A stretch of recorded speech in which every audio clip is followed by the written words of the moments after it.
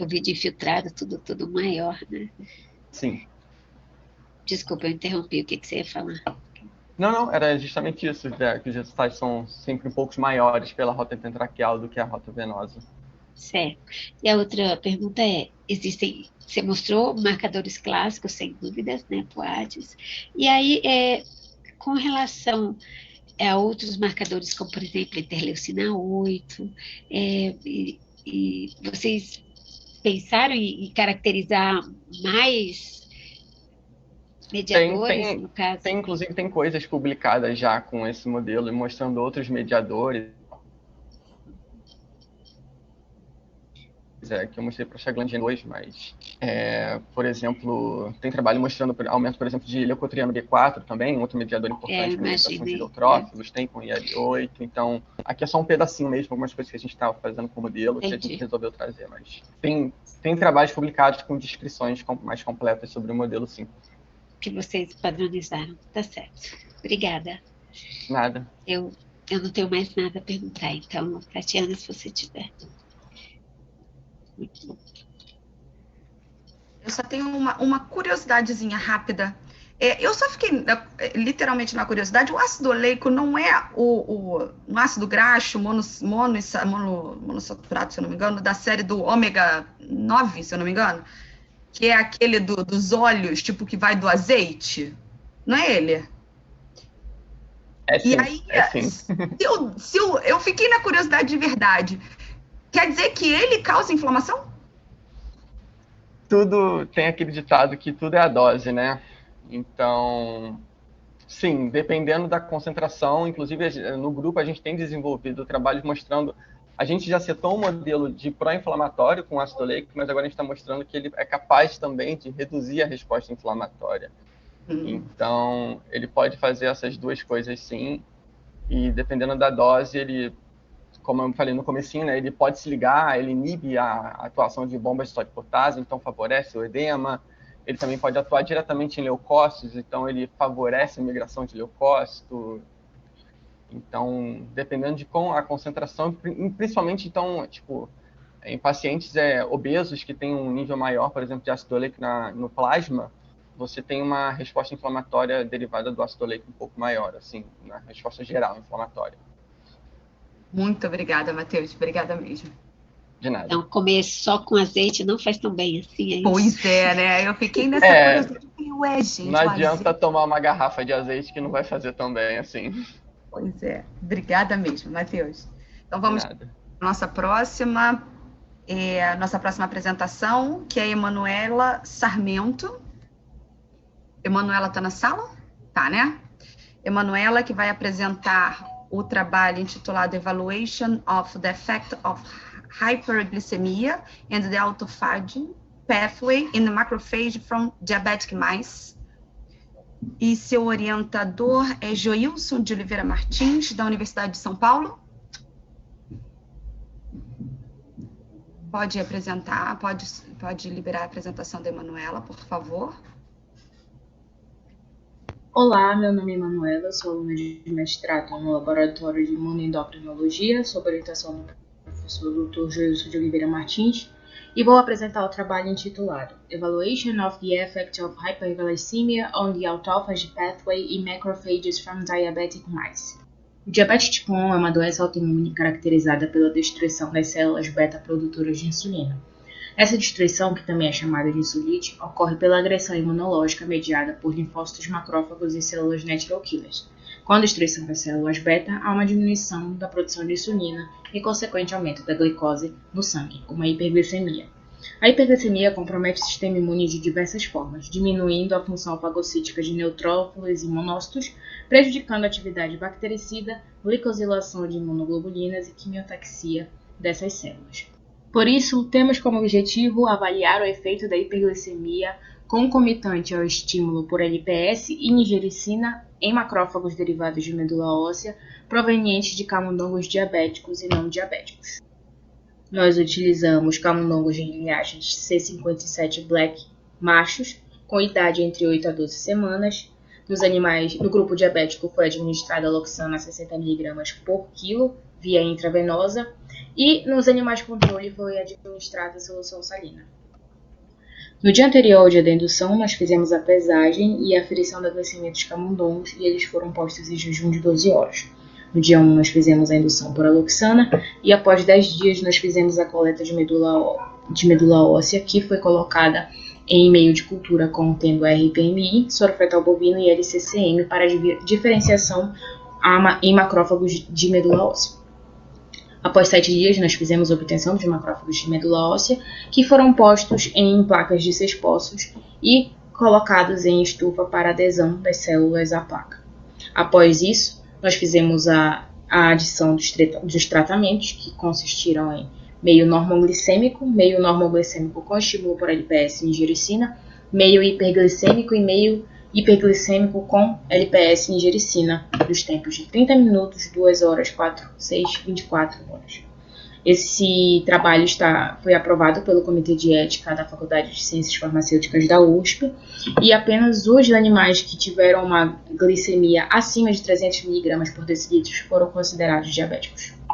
Após 10 dias da indução por aloxana, observou-se no grupo que recebeu a aloxana houve uma diminuição da massa corpórea desses camundongos e um aumento da glicemia desses camundongos, que são características do diabetes tipo 1. Para avaliar a via da autofagia, nós fizemos a dosagem das proteínas autofágicas BCLI1 e LC3B, e nós observamos que, no tempo de 30 minutos, a proteína BCLI1 teve uma diminuição da expressão em meio hiperglicêmico com estímulo por LPS por macrófagos de animais sadios. Além disso, nós observamos que a proteína LC3B teve uma diminuição da sua expressão por macrófagos de animais diabéticos em meio hiperglicêmico sem estímulo quando comparados com macrófagos de animais sadios, na mesma condição. Além disso, os macrófagos de animais sadios em meio hiperglicêmico sem estímulo tiveram aumento da expressão dessa proteína quando comparados com macrófagos de animais sadios em meio normoglicêmico sem estímulo. Além disso, também observamos que os macrófagos que foram condicionados ao meio hiperglicêmico com estímulo tiveram uma diminuição da expressão da proteína LC3B. Também fizemos dosagem da interleucina 6 e observamos que nos tempos de 2 horas e 4 horas houve um aumento da expressão dessa citocina por macrófagos que foram estimulados tanto em meio normoglicêmico quanto em meio hiperglicêmico. No tempo de 6 horas, os macrófagos de animais diabéticos tiveram um aumento da secreção dessa citocina em meio hiperglicêmico quando estimulados, quando comparados com macrófagos de animais sadios das mesmas condições. No tempo de 24 horas, os macrófagos de animais sadios e diabéticos em meio hiperglicêmico com estímulo tiveram um aumento da expressão dessa citocina, da secreção dessa citocina quando comparados com macrófagos de animais sadios e diabéticos em meio normoglicêmico com estímulo.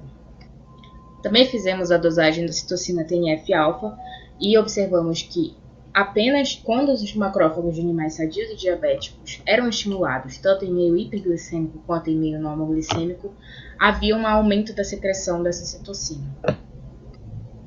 Também fizemos a dosagem da citocina IL-1-beta e observamos que em todos os tempos, os macrófagos de animais sadios e diabéticos, quando estimulados, tiveram um aumento da secreção dessa citocina. No tempo de 30 minutos, nós observamos que os macrófagos de animais diabéticos em meio normo e hiperglicêmico com estímulo secretaram mais a IL-1-beta quando comparados com macrófagos de animais sadios nas mesmas condições. No tempo de 4 horas, os macrófagos de animais diabéticos tiveram aumento da secreção dessa citocina quando comparados com macrófagos de animais sadios em meio hiperglicêmico com estímulo.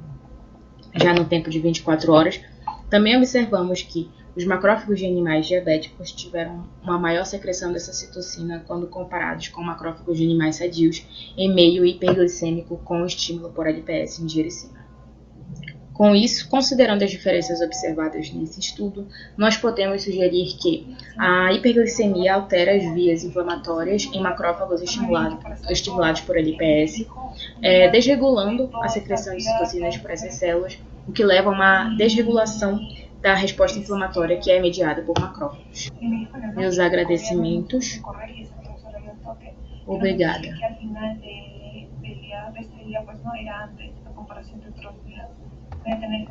Obrigada, Emanuele. Achei muito interessante o seu trabalho e aí eu fiquei com umas curiosidades. Sim.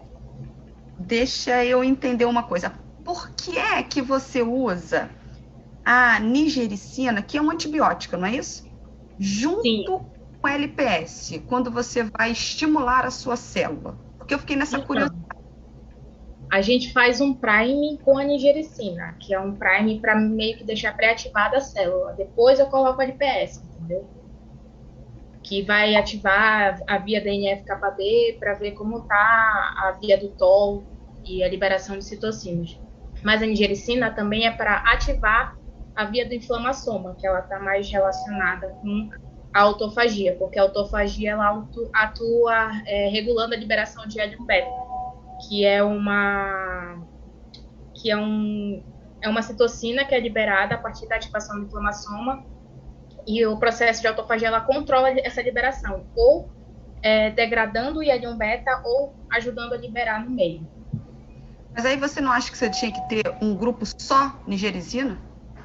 Sim, assim. Porque aí eu, olhando o seu dado, eu não sei se o efeito é do LPS ou se é do seu antibiótico. Afinal de contas, ele per se já tem um efeito que é todo esse que você está me contando aí.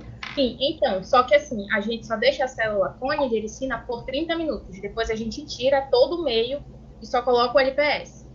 Mas eu não sei se esses 30 minutos é o suficiente para disparar uma resposta. Para isso, você tem que ter um controle. Sim, eu concordo com isso. Entendeu? Para você dizer, não tem efeito nenhum, não vai disparar, não vai alterar a minha resposta, tem que ter um controle e mostrar para mim, olha. E eu não tenho nada. Aí eu vou dizer, realmente não tem nada, entendeu? Porque do jeito que você coloca ali, também não fica claro para mim que você primou ela. Para mim, você está colocando junto. E não sei se 20 micromolar é o suficiente. Eu não sei, provavelmente deve ser dose da literatura, né? O que vocês estão falando isso.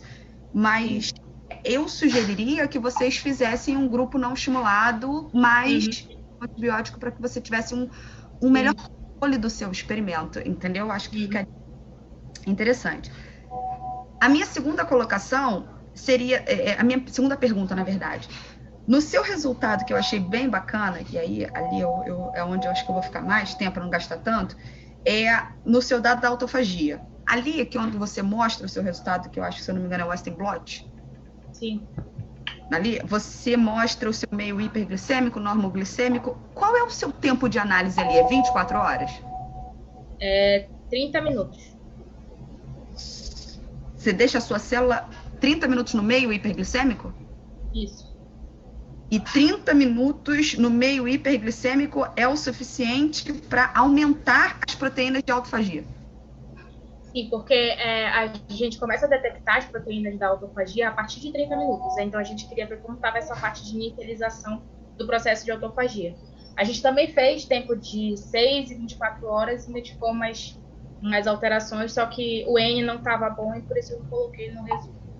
Então, eu vou aproveitar esse seu dado aí. Segura esse dado na cabeça. Então, no meio normoglicêmico, você mantém esse aumento após 30 minutos? E sim, aí, o glicêmico, ele não aparece. Essas proteínas não aparecem. Não, como assim? Pera. Tá você tem o camundongo não diabético e o camundongo diabético. Sim. No não diabético, você coloca no meio hiperglicêmico e ela aumenta. Sim. O camundongo diabético, você coloca no hiperglicêmico e ela não aparece, com 30 minutos.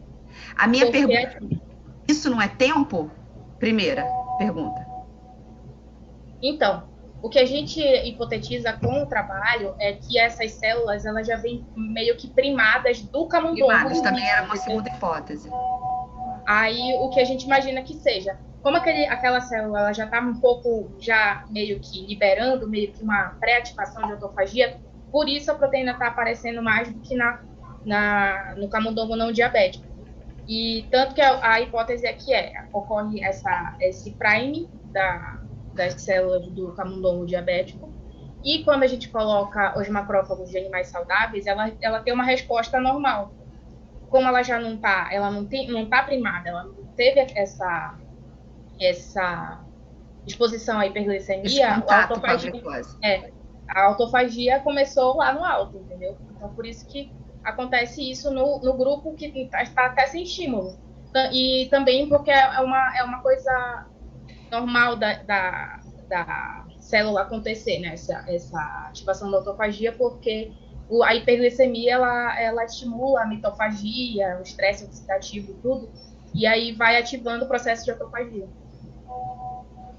Emanuele, muito obrigada, Emanuela. Muito obrigada. Eu gostei muito do seu trabalho. Obrigada mesmo. Manuela, na verdade a minha dúvida era mais em relação a isso, que eu acho que falta controles. Eu sei que a gente tem que usar os 3 R's, né, redução, mas eu acho que é essencial você ter LPS sozinho e o antibiótico sozinho. E aí, se você estabelecer que não tem diferença, aí tudo bem, né, você usar um único grupo associado.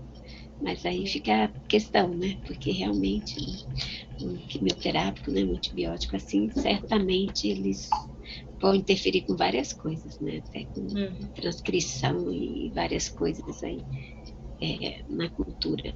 Mas é muito bonito, parabéns também a você e o orientador, tá bom? Obrigada. E agora a gente passa para o próximo, que é Luiz Adriano Damasceno de Queiroz.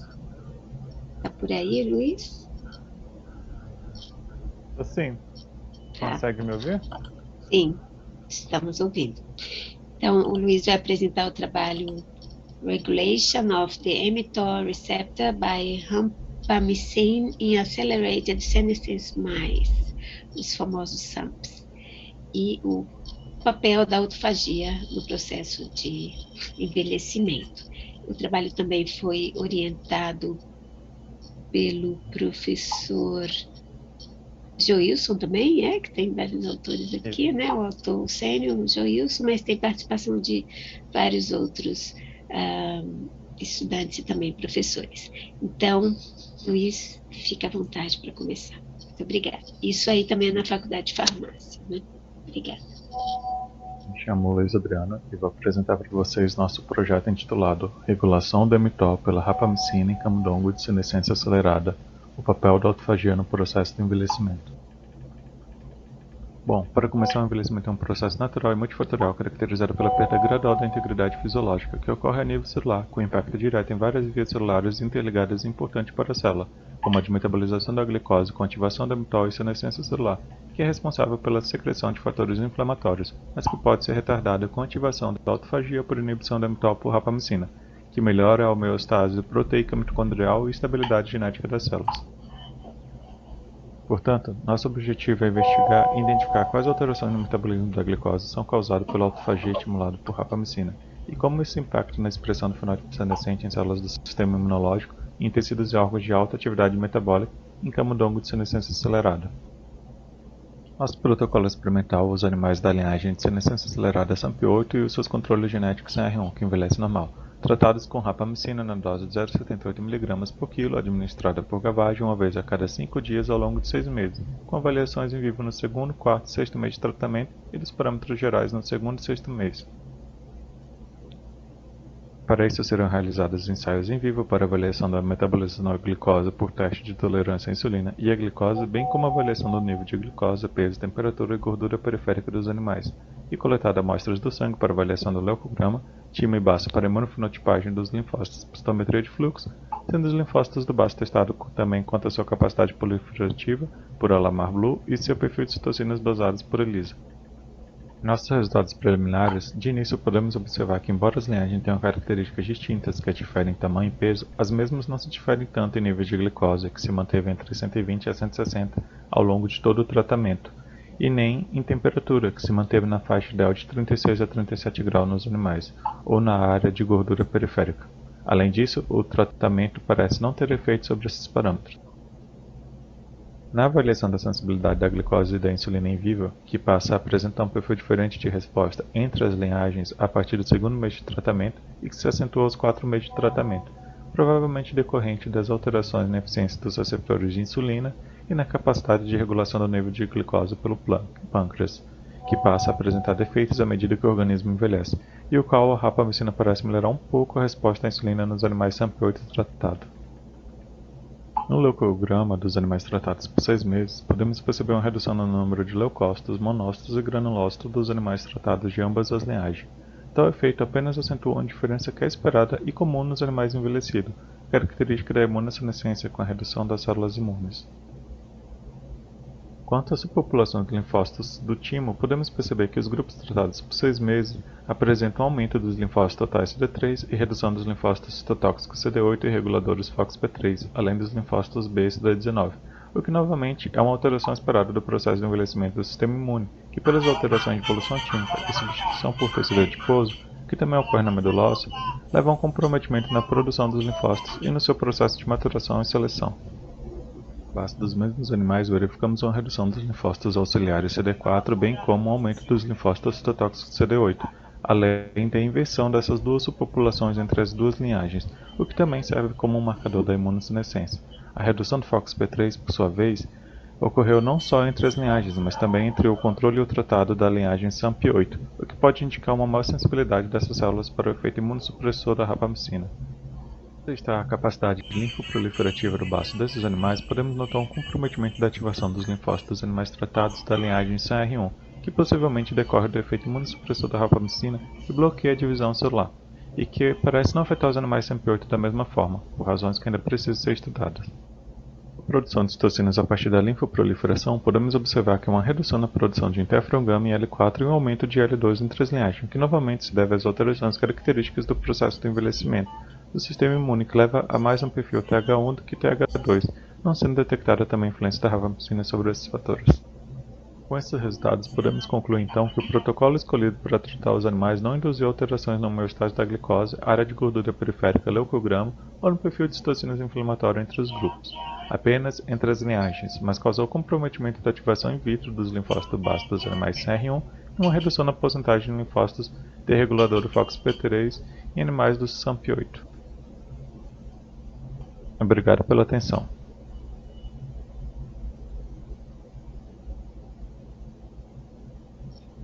Muito bem, isso, Adriano. Interessante. Agora é um trabalho grande, né? 6 meses para começar a avaliar resultados. Você está no doutorado, certo? Isso. Tá, porque senão acho que 3 protocolos, se fosse mestrado, você já acabava. Porque 6 meses, um ano e meio, né? Mas assim, eu fiquei com um pouquinho de dúvida, eu trabalhei um pouco com SAMP. Você não deu nenhuma dieta, né? Foi só, esperou o envelhecimento. Você também não fez nenhum acompanhamento temporal. Você aguardou 6 meses e fez toda essa coleta. Você não avaliou assim no período intermediário, tipo 3 meses. Então, sim, na verdade, esse projeto tinha uma proposta inicial de fazer uma avaliação só até 3 meses de tratamento a partir da 12ª semana, que é quando essa linhagem do SAMP ele começa a apresentar alguns marcadores de senescência, inclusive para parte da resposta imunológica. Mas, com 2 meses, quando a gente realizou as primeiras coletas, que é um dos nossos tempos para coleta análises gerais, não tinha muita diferença nos parâmetros do envelhecimento mais gerais, que a gente ainda não chegou na parte da biologia molecular para o gênese da senescência, mas no geral a gente não tinha muita alteração entre o SAMP e o SAR nos 2 meses, por isso a gente estendeu o protocolo para 6 meses de tratamento, e aí a gente começou a pegar diferenças mais acentuadas entre as linhagens. E aí, então, respondendo a pergunta, sim, a gente chegou a fazer uma análise antes para ver em relação ao controle se o SAMP ele já apresentava características do envelhecimento. 2 meses, não com 3, né? Mas que parâmetros você viu? Você viu com relação a parâmetros de glicemia ou você viu esses marcadores que você mostrou no final? Não entendi. Não, a gente viu parâmetros imunológicos mesmo, que tem aquela... Você fez a genotipagem desses animais para provar de fato se eles estavam como... na verdade não tem, né, deleção, é uma linhagem de animais que desenvolveu, né, essa senescência E de que forma que você faz esse controle para saber se de fato esses animais não tiveram alguma mistura, algum acasalamento, enfim, com o passar do tempo, assim como eles desenvolveram essa senescência, né, foi uma linhagem aí que o japonês que acabou identificando dentro de uns animais normais selvagens essa senescência acelerada, que eu li alguma coisa de uma colega aqui que usa que de vez em quando você tem que fazer esse acompanhamento, porque por algum motivo eles podem se comportar como os controles, né? O SAR, nossa, mais curiosidade com relação ao controle da criação, né? Se de fato eles se mantêm com... Que é estranho, com 6 meses, muito pouco a diferença você viu, né? Quando a gente parte para a citometria, e eu não mostrei, né, todos os dados, a gente já vê uma diferença bem acentuada, que quase cai pela metade. A produção de células, a porcentagem de linfócitos, ocorre aquela inversão clássica CD4 e CD8. A gente tem alterações bem características do animal já imunossenescente. Quanto a esse controle genético, é uma coisa que inclusive questionam muito, né? Até mesmo usar o CR como controle do SAMP, porque por ser, né, justamente sofrer essa mutação, e aí até onde pode dizer que um é comparável com o outro. A professora onde a gente conseguiu esses animais, que o nosso laboratório não trabalhava, ele veio trabalhar a partir desse projeto, então a gente está trabalhando com o animal e aprendendo ao mesmo tempo com esse projeto.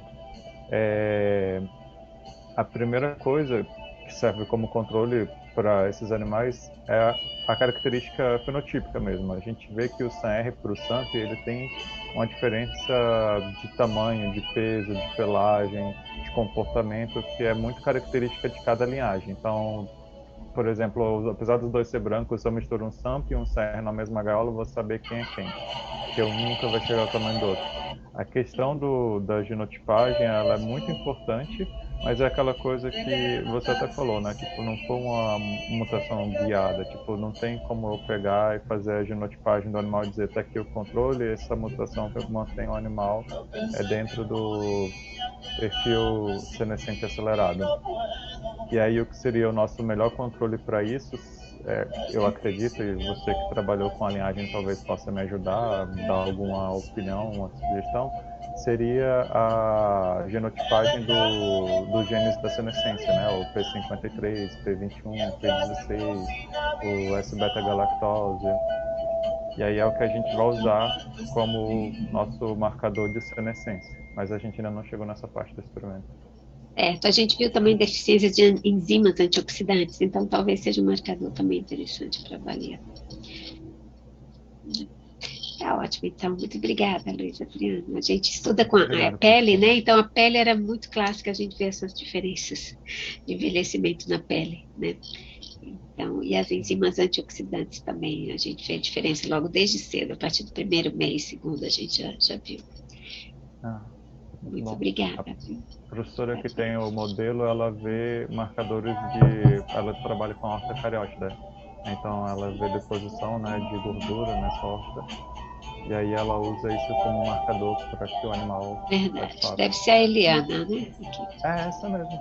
Eliana do meu departamento, ela mesma. Tá joia. Obrigada, então, Luiz Adriano. Obrigado.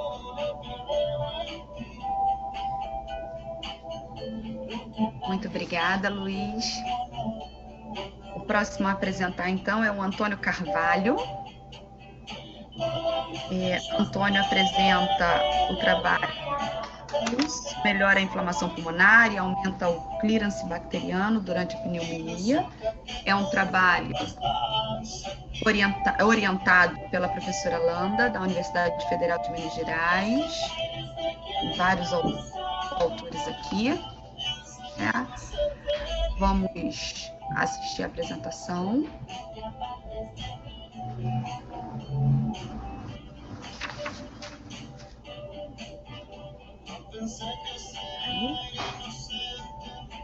Olá, Sejam todos bem-vindos à apresentação do trabalho intitulado Zipergileucina induzido por glicocorticoide alivia a inflamação pulmonar e aumenta o clírice bacteriano durante a pneumonia pneumocócica. As infecções do trato respiratório inferior são responsáveis por doenças mais graves, como a pneumonia.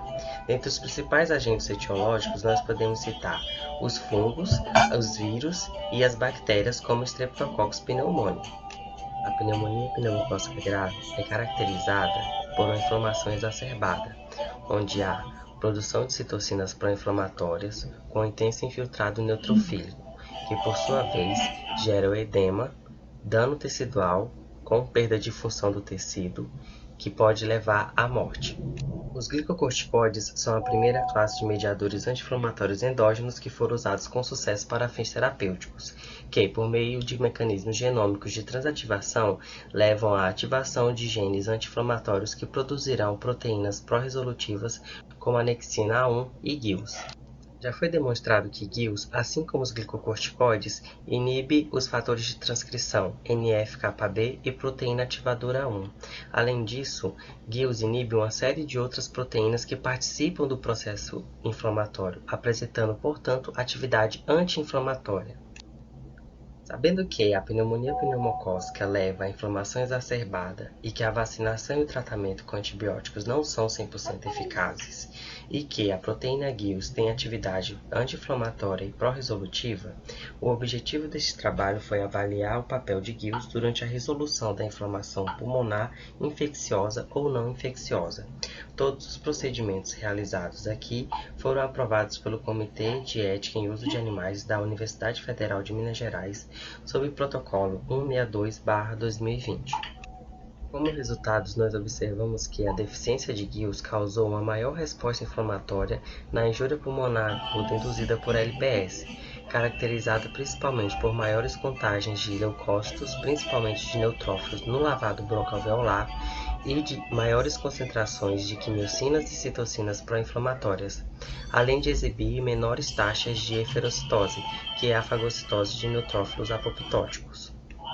Além disso, os animais deficientes para GILS exibiram maior score de dano pulmonar e maiores concentrações de proteínas no lavado broncoalveolar, que é uma medida indireta do edema. Posteriormente, nós fomos avaliar se o tratamento com a proteína de fusão TAT-GILS seria capaz de modular a inflamação, e como resultados, nós podemos observar que os animais que receberam a proteína tiveram menores contagens de leucócitos, com diminuição da contagem de neutrófilos, menores concentrações de citocinas pró-inflamatórias e aumento da eferocitose. Diante dos resultados observados, nós resolvemos avaliar o efeito do tratamento com a proteína TAT-GILS em um modelo de infecção pulmonar por Streptococcus pneumoniae, e observamos que o tratamento foi capaz de diminuir as contagens de leucócito, principalmente de neutrófilos, diminuiu as concentrações de citocinas e quimiocinas pró-inflamatórias, aumentou a eferocitose e o clírice bacteriano. Os animais tratados com a proteína TAT-GILS exibiram menor score de dano pulmonar e menor concentração de proteínas no lavado broncoalveolar. Mecanisticamente, nós observamos que GILS estimula macrófagos alveolares e derivados de medula óssea a fagocitarem os pneumococos, e que a ausência de GILS prejudica essa função. Observamos ainda que a proteína TAT-GILS não exibe atividade antibacteriana direta sobre a Streptococcus pneumoniae.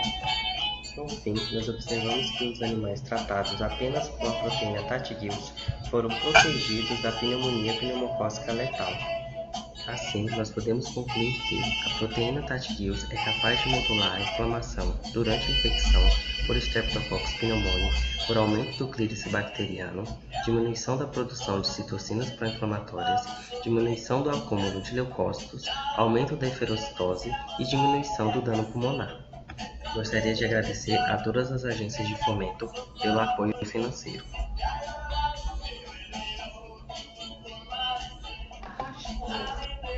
Muito obrigada. Seus dados são belíssimos, né? De fato, são muito bonitos. E aí eu tenho umas duvidazinhas, curiosidades algumas. Vamos lá. O TAT-Gills é um peptídeo, não é isso? É uma proteína de fusão ligada ao TAT, que é uma proteína do HIV que facilita a entrega do Gills diretamente na célula. Perfeito. Então, o TAT sozinho não conseguiria fazer o Gills entrar e fazer o seu efeito. Não tem Gills, né? Então, sozinho não... Perfeito. Precisa do Gills para mostrar lá. Aí eu fiquei muito impressionada que 0,2 miligramas por quilo tem um efeito fenomenal. Só que você não fez uma dose-resposta? Você só... Não, a gente não fez. A gente foi estratégico de acordo com o que foi apresentado em outros trabalhos, que o grupo ele já demonstrou outras atividades pró-resolutivas da proteína.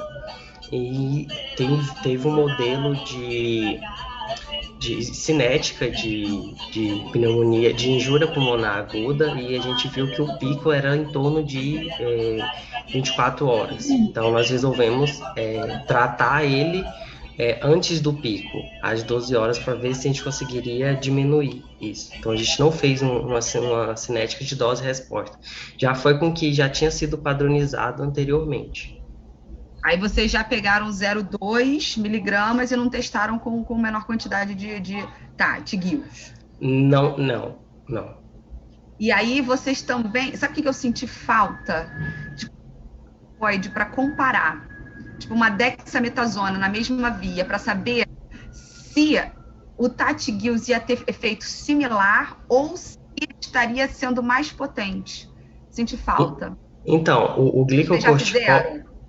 O glicocorticoide ele vai induzir Gills, mas na fase pró-resolutiva. Então, eu teria incluiria mais um grupo de animal, mas nesse sentido não seria interessante tratar uma infecção com corticoide, porque aí eu estaria suprimindo o animal, ele ia ficar mais suscetível à infecção. Porque então você não é interessante tratar corticoide, não sabia? Não, é isso, porque a Gills ele tem funções que mimetizam as ações do glicocorticoide, só que atua por vias diferentes. Ele não exibe aquele painel de efeitos adversos que os glicocorticoides exibem. Sim, como anexina, Gills, variado, sim. Então, não é interessante usar um comparativo de efeito como corticoide. Entendi agora. Isso. Achei muito legal. Muito obrigada. De nada. Antônio, é muito interessante, parabéns. Eu acho que complementar, eu tive que abrir a porta aqui, talvez com uma relação dose-resposta, mas eu acho que está claro que é bem eficaz. E aí eu fiquei curiosa, in vitro, vocês fizeram algum estudo para mostrar se, além desse efeito aí importante, né, anti-inflamatório, que pode estar associado com efeito também bactericida ou bacteriostático, não sei, in vitro, para ver não, se a gente fizer crescimento de bactéria, culturas, enfim. Na parte de resultados in vitro, a gente viu a atividade direta no antibiograma, mas a gente não fez a concentração inibitória mínima. Uhum. A gente tem uma certa limitação quanto à quantidade de proteína disponível, então a gente teria que usar uma quantidade considerável para esses ensaios, então a gente foi priorizando, mas não foi feito outra análise de atividade antibacteriana direta com o peptídeo que não seja o antibiograma mesmo. Não, é interessante, mas seria interessante ver esse crescimento, até que ponto, a partir de que ponto você inibe, se é uma atividade. A hipótese do principal do trabalho é que a proteína ela capacita as células do hospedeiro para conseguir acabar com uma infecção, capacita as células para fagocitar mais, para impedir a tempestade de citocinas. Estimula mais a defesa, mas você não tem, né? Você reduz, lógico, aí acaba reduzindo, com você aumentando essa capacidade imunológica, você vai reduzindo o efeito deletério da inflamação excessiva. Isso, talvez a proliferação, eu não sei a parte da contaminação, como é que fica o crescimento. Não sei como que fica essa parte aí, com relação a essa molécula? Você só estimula, você tem um efeito direto? Porque você injetou nos animais, é isso? Isso, por via intraperitoneal. É um tratamento sistêmico. Mas aí a atividade, concentração inibitória mínima da bactéria a gente não fez, não. Tá. Não, só que, além de estimular, ficou claro, muito bonito os dados, se tem um efeito direto no bicho. Ótimo, então. O Antônio, ele é da Federal de De Minas, Minas Gerais. Isso. E teu orientador aqui é Elândia Pires de Souza. Elândia, tá certo. Parabéns para você e para o grupo. Muito obrigado pela oportunidade. Obrigada a você por apresentar esses dados. Então, vamos para o próximo, que é Aurilene Gomes Cajado. Tá aí, Aurilene? Aurilene tem alguns coautores e a orientação, corrija se eu estiver errado, porque tem muitos nomes aqui, mas a última que eu consigo ver é a Ana Lisete Padilha Paguarda, e é um trabalho que foi realizado na Universidade Federal do Ceará. E eu chamo, então, a Aurilene. Ela está aí?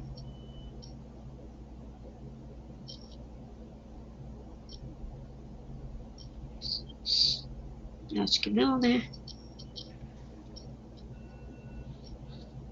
Bem, alguém falou aqui no chat que seria outra pessoa. Na minha listagem, seria a Camila Cardoso. Alguém falou aqui, mas na minha listagem aqui seria a Aurilene Gomes Cajado também, que é o 04020.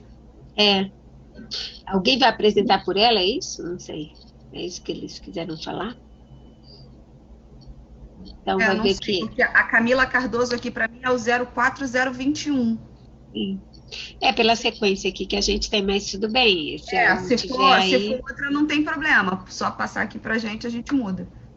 É, mas eu acho que ela não está aí. No rol, esse 04020 não está listado. Então, não tem isso? Bom, se ela não respondeu, eu acho que ela não está aí. Não né? tem, Então, não tem. Então, é Então, Camila Cardoso. Não está listado mesmo. Na sequência, então, é Camila. Então, ótimo. Então, Camila Cardoso, ela tem alguns coautores, Ana Clara Matoso, a orientação também não está muito clara aqui para mim, mas foi um trabalho que foi desenvolvido no Departamento de Análises Clínicas e Toxicológicas e também na Federal de Minas Gerais. É da Lirlândia também. É da Lirlândia, ótimo. Então, o trabalho da Camila é Plasmin Modulates the Inflammatory Response in Experiment Pneumococcal Pneumonia. Pois, Camila, fique à vontade. Saudações a todos.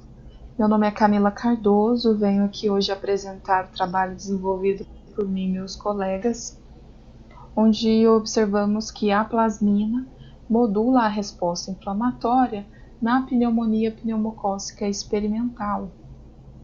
A plasmina ela já é bem conhecida pela sua ação fibrinolítica na dissolução de coágulos de fibrina. No entanto, estudos recentes têm mostrado que ela atua em outras funções fisiológicas, como por exemplo na ligação celular, no reparo tecidual, também nos processos inflamatórios. Além disso, o nosso grupo de pesquisa, através de modelos inflamatórios self-resolving, tem demonstrado que a plasmina atua em etapas importantes da resolução da inflamação, como por exemplo na apoptose de neutrófilos, na eferocitose, também na reprogramação de macrófagos ao fenótipo resolutivo. Só que esses efeitos ainda não têm sido tão explorados no contexto infeccioso. Sendo assim, decidimos investigar qual seria o efeito da plasmina na resposta inflamatória nas vias aéreas, quando induzida por uma infecção intranasal com Streptococcus pneumoniae. Bem, essa investigação, então, procedeu-se com camundongos machos do tipo selvagem Balb-C, onde foram infectados com 10 a 5 unidades formadoras de colônia por via intranasal com Streptococcus pneumoniae. Após 12 horas a essa infecção, os animais foram tratados ou com salina ou então com a plasmina, com 10 microgramas por animal por via intraperitoneal. E então eles foram eutanasiados. Um grupo de animais seguiu o protocolo A, onde procedeu-se a eutanásia com 24 horas após a infecção, e outro grupo foi eutanasiado após 48 horas de infecção, a fim de observar se essa exposição de maior tempo da plasmina poderia manter ou então alterar parâmetros que seriam observados aqui no lavado broncoalveolar, como por exemplo na contagem morfológica e total de células, na contagem de eferocitose, de bactérias, a dosagem de proteínas totais, de MPO e também de ELISA. Neste protocolo de 24 horas, foi possível observar que o tratamento com plasmina significativamente diminuiu o acúmulo de células totais no BAL, diminuiu também a quantidade de neutrófilos e, de forma interessante, modificou aqui aumentando a quantidade de macrófagos ou monócitos e também eferocitose. No entanto, sem modificar a contagem bacteriana, sem modificar também proteínas totais, MPO e citocinas e quimiocinas aqui, como por exemplo TNF, IL6 e CXCL1. Foi possível observar no protocolo de 48 horas uma manutenção dos parâmetros analisados no protocolo inicial, como por exemplo na diminuição de neutrófilos, o aumento de macrófago e também aumento da eferocitose. No entanto, agora observa-se uma diminuição no TNF, de forma interessante, uma tendência na diminuição de L6 e também uma diminuição de MPO. Diante disso, então, podemos sugerir que a plasmina é capaz de modular a inflamação neutrofílica pulmonar e diminuir a liberação de mediadores pró-inflamatórios, o que justifica a importância em continuar os estudos a fim de caracterizar tal efeito observado. As referências de Sugimoto e Vago deram apoio à execução deste trabalho. E, por fim, agradeço a todas as agências de fomento, aos laboratórios parceiros, a toda a equipe que participou na execução de trabalho e a todos aqui presentes hoje. Muito obrigada. Muito bem, Camila, eu gostei da sua apresentação, bem pausada, deu para seguir tranquilo. Muito curioso esse resultado. Agora, duas perguntas, uma de curiosidade. A plasmina, como que você obtém? Você compra sacos e como que vocês fizeram essa compra e a manutenção? Boa tarde a todos. Me escutam Boa bem? Tarde. Sim.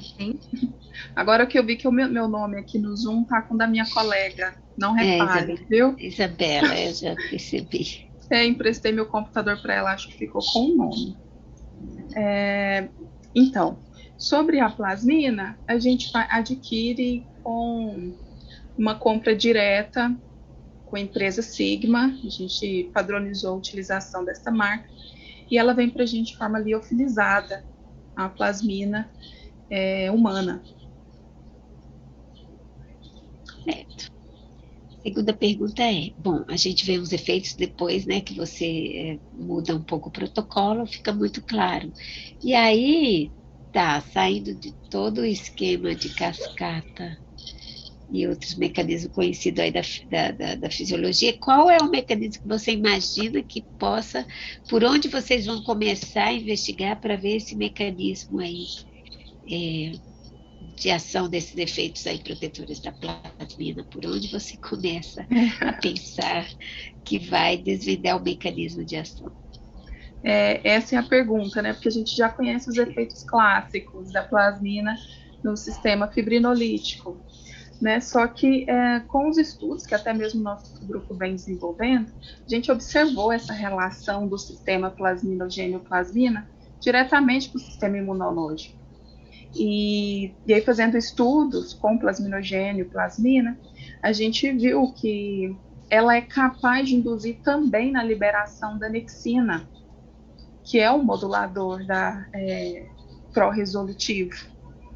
E a gente viu que, nesse caso, a liberação da anexina, ela está envolvida nesses processos de aumento de macrófago, diminuição de neutrófilo, que é exatamente essa modulação da resposta inflamatória frente à infecção. E em alguns modelos, principalmente de pleurisia, vimos uma relação, e é o que eu procuro buscar no trabalho mais à frente, vimos uma relação com receptores PAR1, MERC, ERK e também CCR2, além também das proteínas de adesão, FAC, paxilina, permitindo esse processo de migração do macrófago, por exemplo. Então, é nesse caminho que a gente pretende caminhar daqui para frente. Soraya, seu microfone está desligado.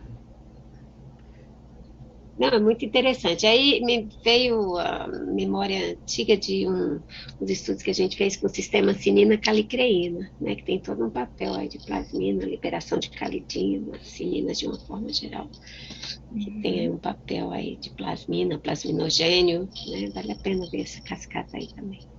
Vou verificar. Joia. Muito obrigada, então, Isabela. Isabela não, Camila. Obrigada, Soraya. Para minha colega. Parabéns. Obrigada. Camila, Obrigada. deixa eu só te fazer uma pergunta. Só por curiosidade, porque tá bem interessante. Você só faz um único tratamento, 12 horas depois, não é isso? Exatamente. 12 horas depois, quando você faz a sua análise com 24 horas, você não tem alteração de MPU.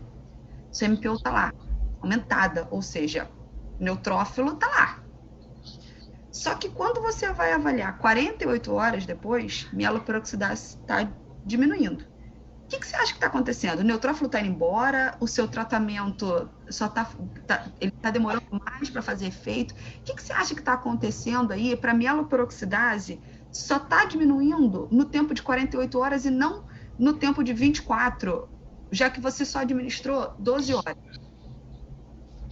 Então, não, ótimo, é bem curioso mesmo. Nossa hipótese, e o que tem sido firmado pelos estudos, é que a plasmina ela é pró-resolutiva. Então, além de ter alguns seus efeitos anti-inflamatórios, igual a gente mostrou até agora. Então, diante disso, nesse momento de 48 horas, a gente imagina que a sua atuação tem sido aumentando a apoptose e aumentando, consequentemente, a eferocitose. Por isso que ocorre a diminuição da mieloperoxidase nesse tempo. Então, a hipótese é exatamente essa. Você tem eferocitose acontecendo. Tá. Entendi. E exatamente a gente vê essa resposta inflamatória sendo envolvida pelo neutrófilo, junto com o macrófago. Tá bom. Muito obrigada, Camila. Eu que agradeço, Tatiana. O nosso próximo trabalho será apresentado pelo Sidney, se eu não estiver errada. Confere.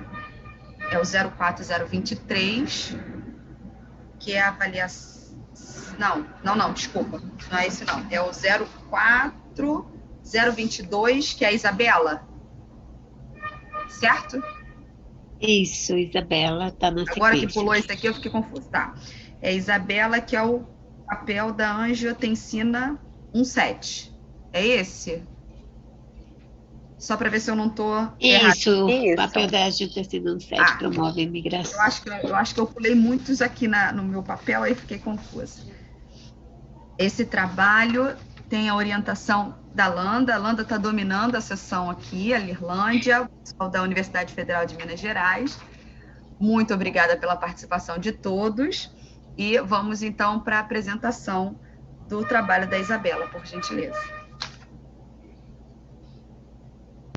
Sejam todos bem-vindos à minha apresentação do e-pôster. Meu nome é Isabela e hoje apresento meu trabalho intitulado O eixo angiotensina 1,7 receptor MAS promove migração de monócitos macrófagos com fenótipo regulador para realizar fagocitose e eferocitose.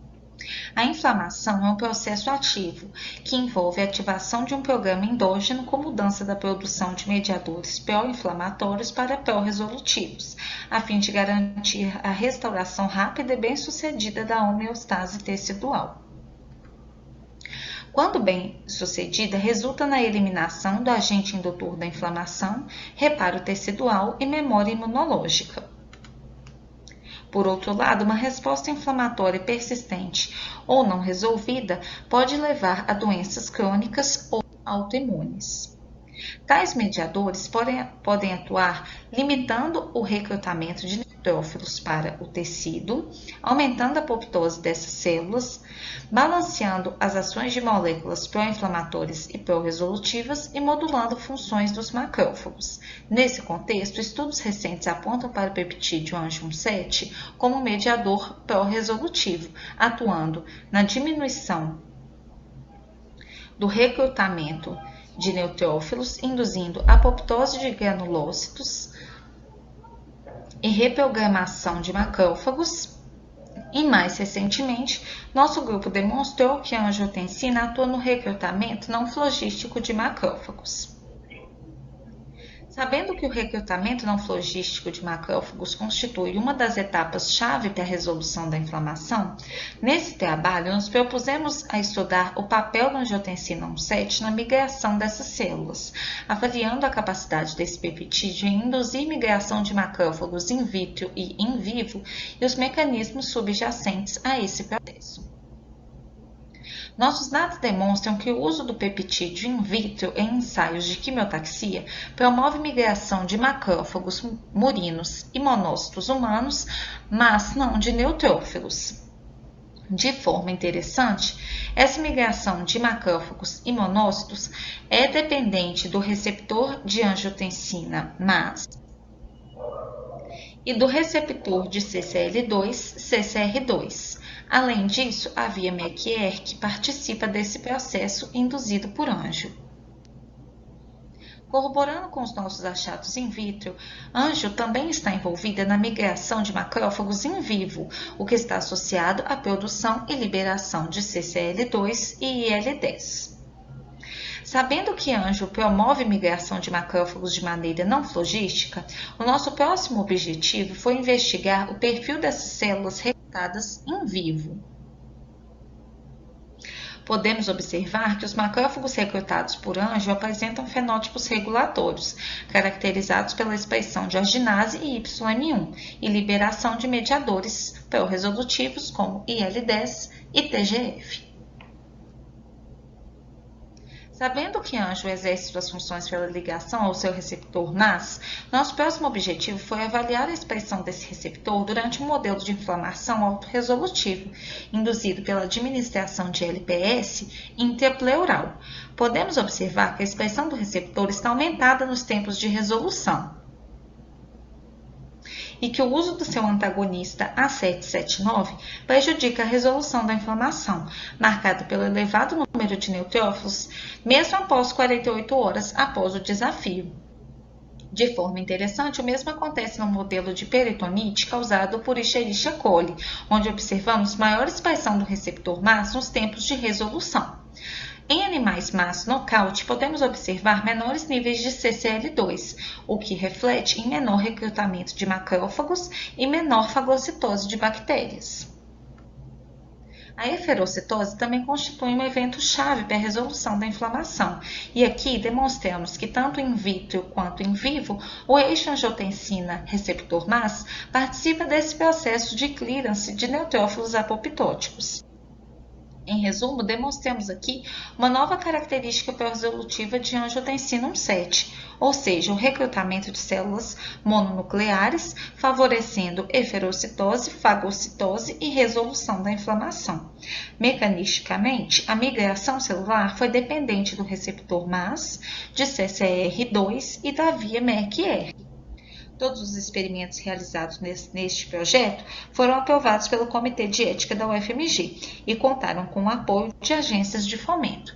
Muito obrigada. Sejam todos bem-vindos. Muito bonito o seu trabalho. Muito bonito, muito fechadinho. Deu trabalho, é nítido que deu trabalho. E você fala tão calma que eu entendi, assim, bem a mensagem que você quis passar. Parabéns, Isabela. Obrigada. Eu só curiosidade, e para você ver como você explicou bem legal, mas eu fiquei só numa curiosidade. Você fez acho que foi um Western blot pro receptor, mas eu fiquei numa curiosidade, por que você não quantificou no animal angiotensina 1,7? Então, a gente não quantificou porque... Tecnicamente, o que a gente consegue fazer no laboratório é o blot.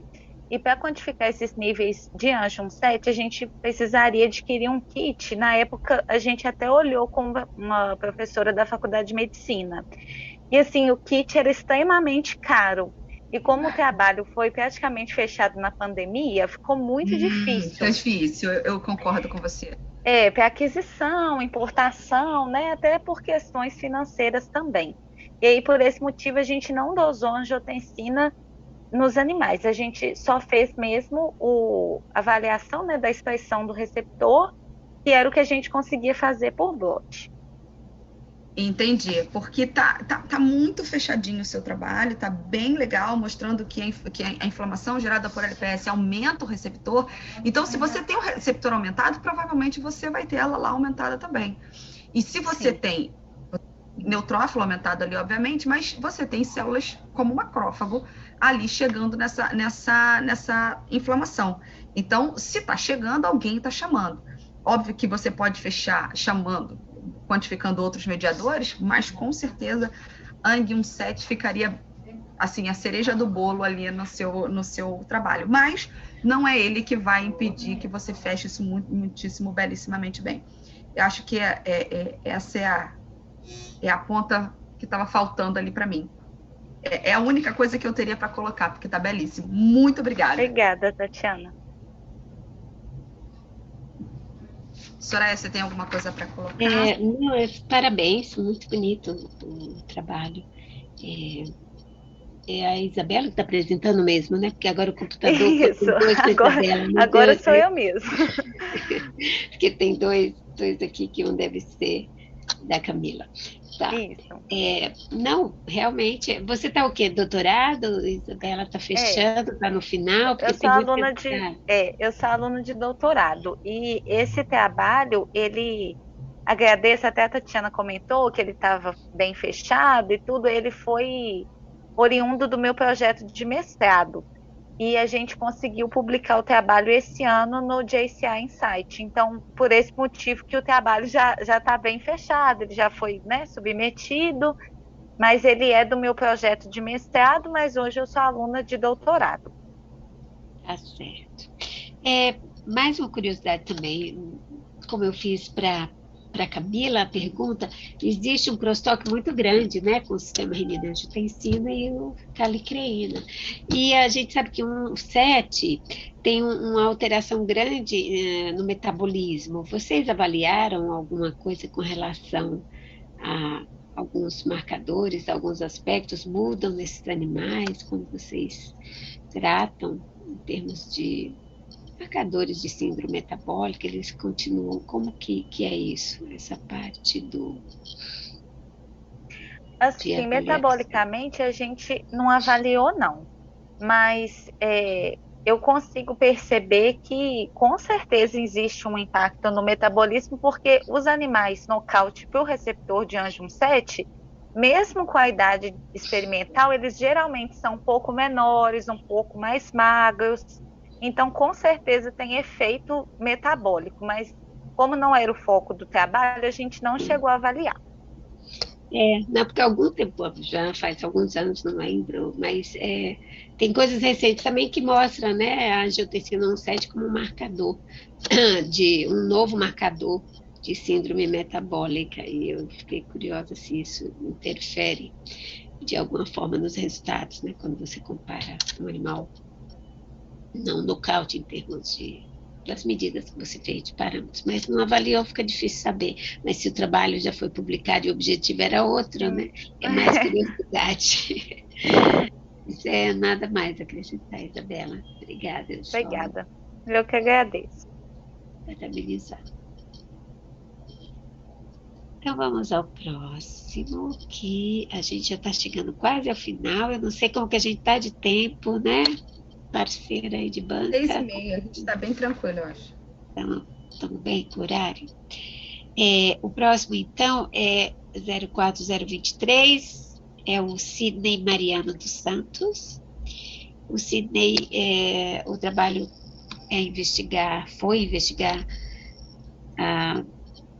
o efeito, ou potencial efeito anti-inflamatório do Halophilus edulis, eu acho que é isso. Tem alguns coautores, Janaíne Alberto Marangoni. É um trabalho desenvolvido na Universidade Federal de Grande Dourados. A Jéssica Maurino dos Santos é a sua orientadora? Boa tarde. Não, é a Annelise Formaggio. Tá. Bem, então, fica à vontade. Por favor, Sidney, para apresentar seu trabalho. É com prazer que apresento ao 54º SBEFT o trabalho intitulado Avaliação do Potencial Anti-Inflamatório das Folhas de Halophilus edulis, produzido por alunos de pós-graduação, mestrado e doutorado dos programas de Ciências da Saúde, Biotecnologia e Biodiversidade e Meio Ambiente da Universidade Federal da Grande Dourados, todos orientados pela professora doutora Annelise Samara Nazari Formaggio. Este trabalho teve como enfoque a avaliação da Halophilus edulis, a avaliação farmacológica da Halophilus edulis, uma planta nativa do Cerrado brasileiro pertencente à família Sapindaceae e conhecida popularmente pelos nomes de chau-chau, três folhas, vacum e, por índios guarani, pelo nome de cocu. Ela é utilizada na medicina popular para o tratamento de disenteria, febre, diabetes, inflamação de garganta, desordens intestinais e hipertensão.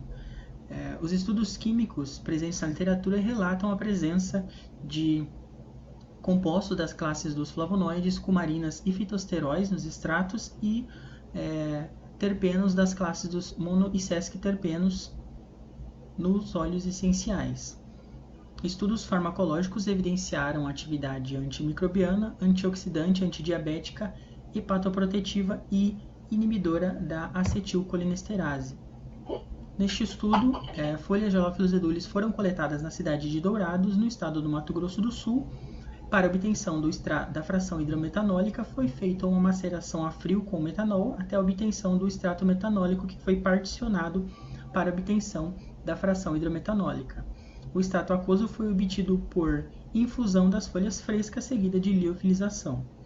A atividade anti-inflamatória foi feita utilizando o método de pleurisia induzida por carragenina, utilizando então as doses de 3 mg por quilo da fração hidrometanólica e as doses de 3, 30 e 100 do extrato aquoso. Este projeto ele obteve a aprovação do Comitê de Ética do Uso de Animais da Universidade Federal da Grande Dourados, protocolo 05/2021. As análises estatísticas feitas nas avaliações farmacológicas foram feitas utilizando a nova seguida de Newman-Kills. Os resultados evidenciaram rendimento de 7% no extrato metanólico e 3,5% do extrato aquoso.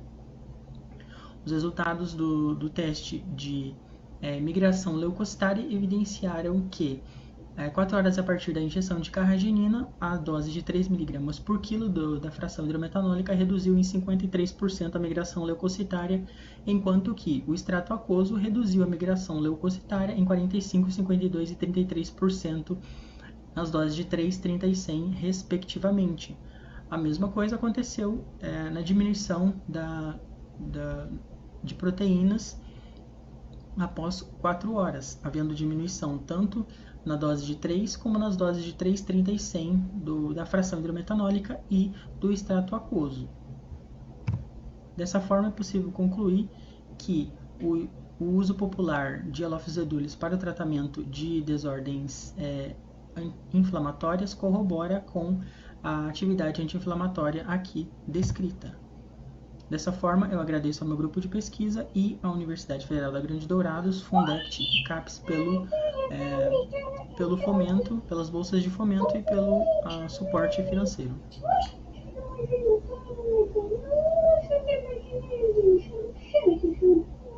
Muito bem, Sidney. Parabéns aí pelo trabalho. Você é aluno de mestrado ou doutorado? Sou aluno de doutorado. Doutorado. Muito bem. Os resultados são bem claros. E aí, uma das atividades farmacológicas que você já demonstrou, que você falou, né, que já são conhecidas, inibe a acetilcolinesterase, é isso? Isso. É um trabalho que eu encontrei na literatura, se não me engano, é atividade in vitro. Interessante, porque daí eu fiquei pensando, quando você usa com outra propriedade anti-inflamatória, você vai alterar, então, a atividade aí colinérgica, né? E aí eu fico pensando como que ficariam os efeitos adversos. Você chegou a medir algum parâmetro enzimático ou alguém do grupo, né? Lógico, você não mostrou aqui, mas vocês fizeram algum teste do tipo toxicológico diferente, medir atividades pancreáticas, enzimáticas, Então, a gente ficamos bastante interessados nessa parte de atividade no sistema nervoso, tanto que uma das propostas é avaliar a ação dos compostos, na verdade, né? Como a gente extraiu os compostos do extrato bruto, né? Só que a ideia mesmo é utilizar compostos isolados para a gente identificar melhor o efeito. Mas uma das ideias é também avaliar o efeito no sistema nervoso central, mais especificamente na ação da demência, né? A gente vai tentar induzir doença de Alzheimer em alguns animais e tentar identificar se existe alteração nos parâmetros, né, bioquímicos, inclusive a inibição da acetilcolinesterase, que a gente sabe que é uma das hipóteses de alteração na doença de Alzheimer. Então, sim, é um dos próximos passos do projeto. É interessante, porque tem, né, o tratamento, né, uma das terapias, né, para tratamento coadjuvante. Agora, com relação aos resultados, eu vi, né, bem claro que reduz, mas a gente não vê o que é quase que sempre o caso, né, quando se usa produtos naturais, ainda não purificados, mas você não tem uma relação muito clássica, né, dose-resposta, né? Aí eu queria saber, você usou doses menores do que essas aí que você usou? Não, usei apenas essas doses. Geralmente a gente começa, como é um extrato, é uma fração, ele é um pool de substâncias, né? A gente não conhece ainda o que tem ali. Então a ideia é começar com uma dose bem pequena e uma dose bem alta. Mas aí depois, à medida que a gente vai encontrando atividade, vai ficando nas doses que apresentam atividade, né? Tanto que a gente fez primeiro do extrato da fração, do extrato bruto, na verdade, e depois só escolheu a dose de 3 para fazer o teste com a fração. Aí quando a gente isolar, né, que é a etapa que eu estou agora, fazendo isolamento, aí a gente vai testar possivelmente nessa dose menor. Tá certo. Obrigada, eu não tenho mais dúvidas, perguntas. Você tem alguma? Sidney, eu tenho só uma curiosidade, que você falou dos efeitos antioxidantes, né, que o seu composto poderia apresentar, né, ou que ele é reportado como apresenta efeitos antioxidantes. E aí eu gostaria de saber se vocês já fizeram, vocês já viram, né, porque você não mostrou isso aqui, algum desses efeitos dessa sua molécula. Se você já quantificou, por exemplo, alguma coisa que mostrasse esses efeitos dela no seu trabalho. Você já quantificou ROS e viu que ela tem alguma modulação? Você já viu alguma coisa nesse nível? Sim, a gente vai fazer essa atividade de antioxidantes em vivo, né, quando fizer esse teste de indução de demência, mas eu já fiz atividade antioxidante as mais clássicas, né? DPPH, BTS, beta-caroteno, essas eu já tenho. E aí, o que você viu no seu composto? Todo já foi inibido pelo tratamento? Apresenta atividade antioxidante, tanto o bruto quanto a fração que eu isolei. O composto ainda não testei, mas eu espero que vai dar o mesmo efeito. Ok. Obrigada.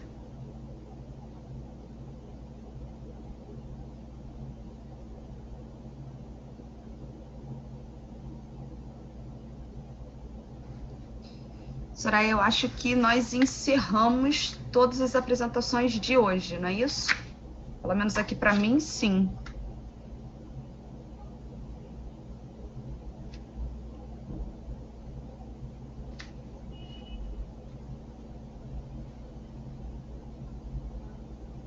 Seu microfone está fechado. Não te escuto. Eu estou falando assim, confirmo que o Sidney foi de fato o último.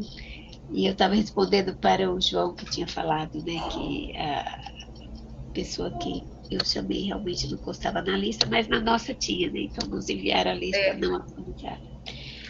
Então, considerando que todos apresentaram muito bem, e agora a gente tem a difícil tarefa de escolher os melhores, porque por mim todos são, né? Excelentes trabalhos e a gente gostou muito. Eu aprendi muito sempre, até muito variado.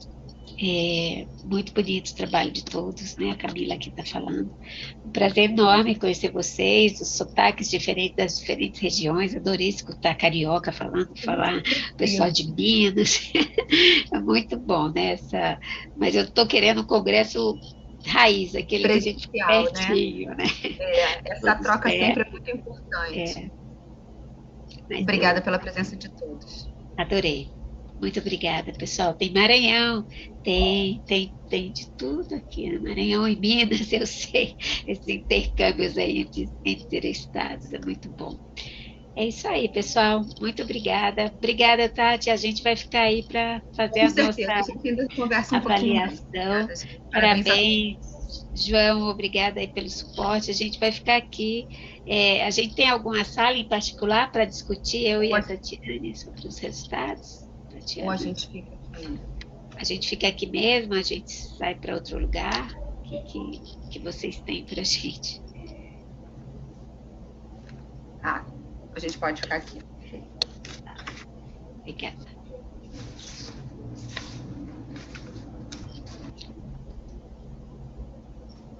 Até mais, Felipe. Até mais.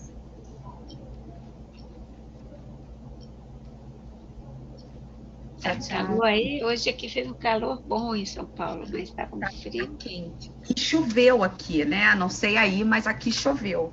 Aqui choveu todo dia. Isso aqui é um aqui choveu, parece que ficou mais quente. O Rio de Janeiro abafa, né? Feito ou é muito frio, ou é calor demais.